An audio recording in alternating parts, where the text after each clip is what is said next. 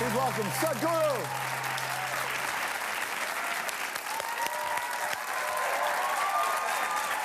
That's it. That's it. Welcome. How are you? Welcome to the show, sir. Don't mind if I cross my legs, my brains don't work. You do whatever you like. Yeah. How are things? Very well. Welcome to the program. Thank you. I was just thinking about you when I was going over the story of your life and what you think your mission is. Like, the purpose. Everybody tries to find their purpose. Have you been able to articulate to yourself what it is? No, I don't have a purpose, and I think it's unnecessary for each individual to create or invent their own purpose. Life has its purpose. Our business is to see how well we can fulfill that. That's what I like about what you talk about, because so much about anything that's spiritual or religion applies so much value to the self as opposed to just experience what's already there. We are just a piece of life. Yeah. If this can become a full-fledged life, that's all there is.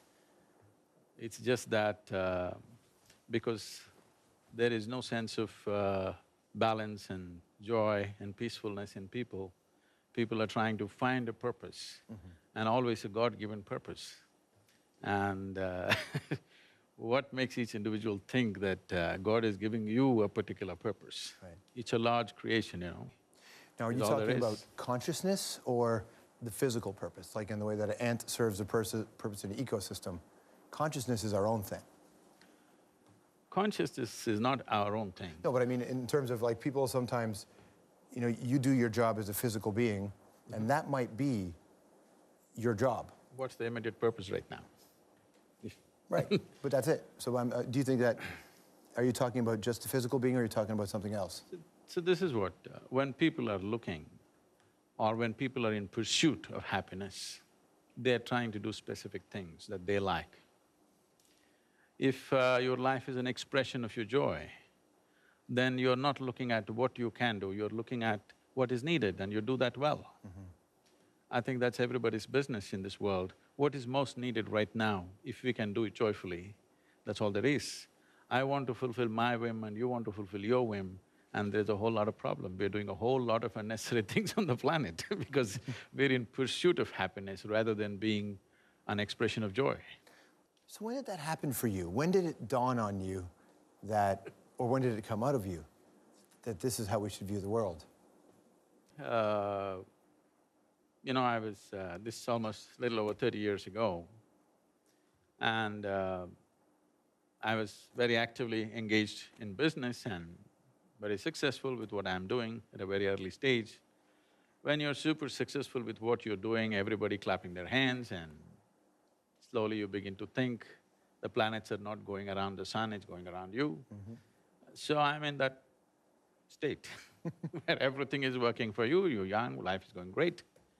So one afternoon I went up this little hill. I did not even close my eyes were still open.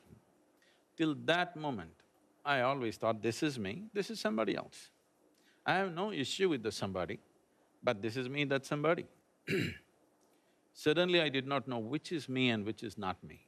I was sitting here, the rock on which I was sitting, the atmosphere around me, everything around me had just become me. That sounds crazy. So I thought I lasted in this madness 10-15 minutes. When I opened my eyes about 4.5 hours, when I came to my normal consciousness, about 4.5 hours had passed. For the first time in my adult life, tears. Me and tears were impossible. I was like that. Yeah. But tears to a point where my shirt is wet. I've always been peaceful and happy, that's not been an issue for me.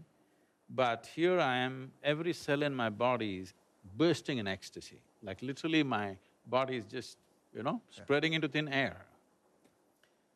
So, to the closest of my friends, when I came and said, something is happening to me, the only questions that I got was, what did you drink, what did you pop? That's what I want to ask. Out of respect, the only time I know someone who can lose 4 hours in 15 minutes, or vice versa, is if they're on something. So out of respect, you were sober? 100%. Okay.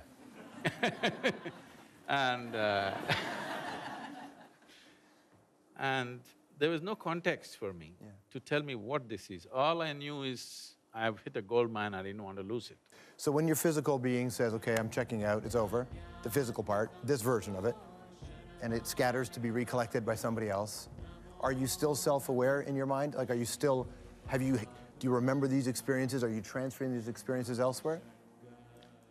Now you're asking what happens after death. Well, yeah, what you think, yes. Yeah. There are some things you know best only by experience. Right. So meaning you don't know. I didn't say that. Have you died? I don't know what meanings here it's happened in different ways. People think meditation is some kind of a relaxation process. Yeah. Meditation is a living death. If you can live and die at the same time, you're meditative because you have created a space between you and your body, between you and your psychological structure. We had Deepak Chopra on the show. I asked him a question. I'm going to ask you the same question, but come warning. LSD or levitation? You've done both. Which is more fun?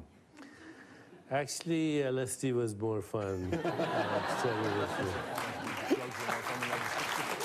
You're clapping for it. It was my first spiritual experience. And that's the word I want to talk about, spirituality, right?